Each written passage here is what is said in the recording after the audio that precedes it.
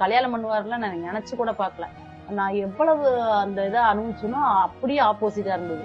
ரொம்ப பயந்துட்டே தான் இருந்தேன். ஆனா பயங்கர சப்போர்ட். இது வரைக்கும் அந்த பசங்க மேல உள்ள ஒரு கோவம் இருக்கும்ல, அது எல்லாத்தையுமே போக்க வச்சிட்டாரு.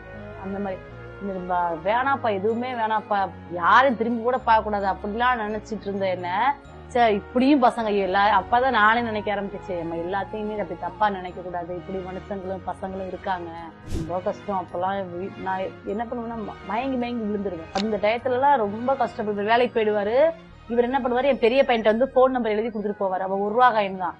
நான் மயங்கி விழுந்துருவேன்.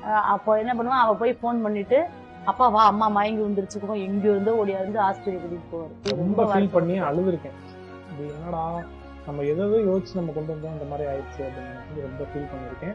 ஆனா எந்த அளவுக்கு ஃபீல் பண்ணணும் அது அப்படியே டோட்டலா அப்படியே மாறிச்சு. இந்த எண்ணமே வந்தது இல்லையே எனக்கு. இந்த மாதிரி வந்துட்டோம், அதுக்கப்புறம் இப்படி ஒரு நடக்குன்றதே எனக்கு தெரியாது. நமக்கு எதுவுமே வேணாப்பா, நம்ம அம்மா கூட இருந்துட்டு நம்ம பையனை காப்பாத்திக்கலாம், அந்த மாதிரிதான் இருந்தேன். எப்படி இவர் வந்தாருன்னே தெரியல.